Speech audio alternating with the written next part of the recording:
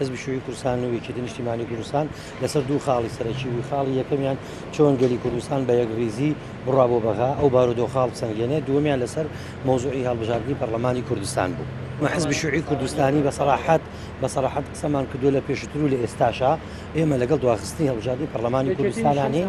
ئەمە یەکەم.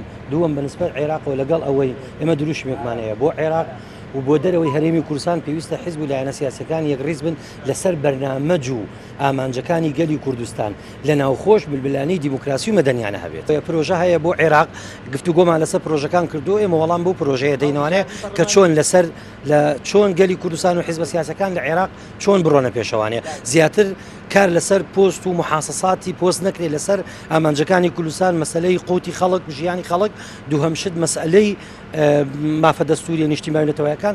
خاڵێکی تر گرنگ سەرنجام و ڕاکێشم بارودۆخی سیاسی هەرێمی کوردستانە لەگەڵ عێراقە کە کەوتۆتە بەر ڕێژنەی ململانی سیاسی نێودەوڵەتی ئیقلیمی کە کورد چۆن لەو ململانیە کارکتەرێکی وابێ بەرژەوەندەکانی گەلی کوردستان بپارێزێ. بە زیاتر هەدەفی حزبی شیوعی کوردستان لەوایە کە چۆن بە پرۆژەیەکی هاوبەشەوە بڕوا ئامانجەکانی گەلی کوردستان لە مەسەلەی نیشتیمانی نەتەوەیی و مەسەلەی اقتصادی و ژیانی خەڵک.